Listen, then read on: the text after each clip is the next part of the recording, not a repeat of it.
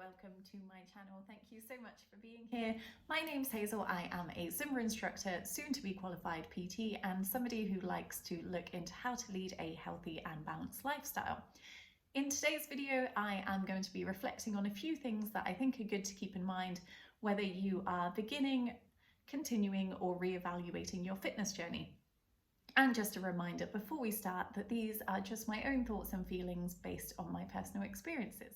Now, we often hear that we should aim to have a healthy lifestyle, but what does that mean? What does that mean to you? And what does that mean in a world full of diet culture, non-science-based recommendations, and a lot of contradictions? According to the World Health Organization, we're going to read this bit out. Health is a state of complete physical, mental, and social well-being, and not merely the absence of disease. To ensure a healthy lifestyle, WHO recommends eating lots of fruit and vegetables, reducing fat, sugar, and salt intake, and exercising. Now, that all seems pretty straightforward, but I think the key to success is discovering what is sustainable and suits each individual. So whether you are embarking on your fitness journey or looking to switch things up a little bit, here are some things that I would keep in mind. I would recommend to get to know your body. Know that your fitness journey is just that. It is yours. So what might work for one person might not necessarily work for you. Just because your neighbor or relative or friend or I don't know who, a celebrity on TV is doing something doesn't mean that your body will react in the same way. So find foods that you enjoy eating, that feel good when you're eating them, that feel good afterwards, and really spend that time getting to know what you like and enjoy. Know that just because a food is healthy, it also doesn't mean that your body will react well to it. For example, I like asparagus. Asparagus doesn't like me. I will eat broccoli or green beans instead because whenever I eat asparagus, I don't feel well afterwards. Also, if you're eating something every day and you don't enjoy it, is this sustainable? I would say no. We should really find things that we like eating.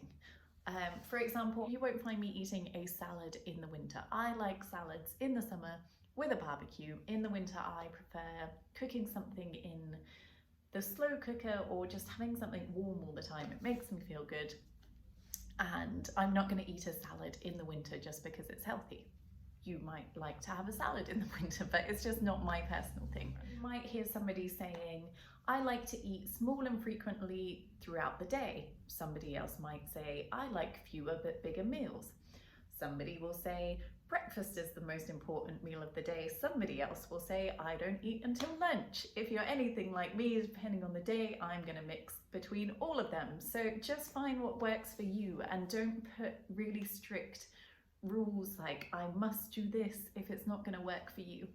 And regarding exercise, I've said this before, but get to know what you like to do. There's no point in exercising thinking, oh, I've got to do that later. You've got to think, oh, I get to do that later instead.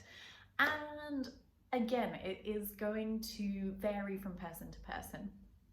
Somebody might like getting up at 5 AM and going for a walk.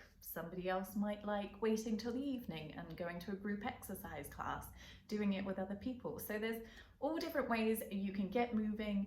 You can dance around the living room with the kids. You can, I don't know, do some yoga at 5 AM. I will not do yoga at 5 AM. But just find what works for you. Find what you enjoy and what is going to be sustainable in the long run. Often easier said than done as well. Try not to compare yourself to others. You can be inspired by other people, but really remember to work with your body, the stage that you're at, and what you want to achieve. The next thing I would say would be to take your time and be patient. I know that that sounds daunting, but if we want real changes, they come with consistency and commitment.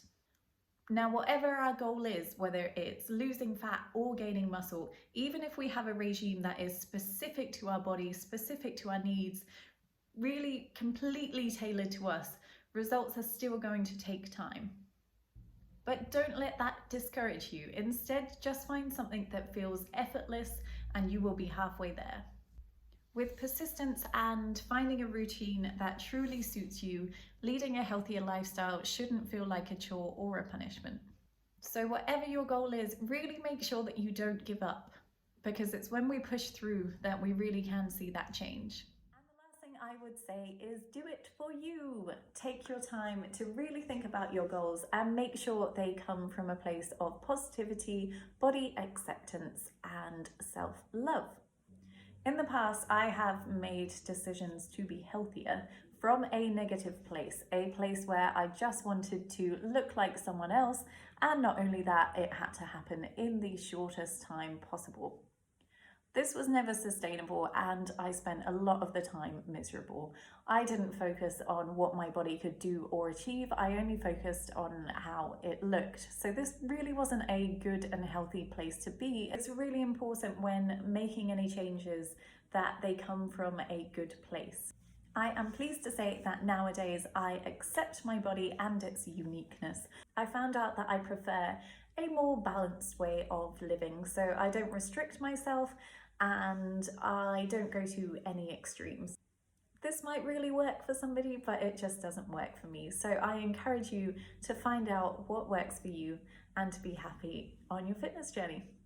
If you have made it this far, thank you so much for watching. I will leave a link to my blog in the description, and feel free to subscribe, give this video a thumbs up, and I will see you next time.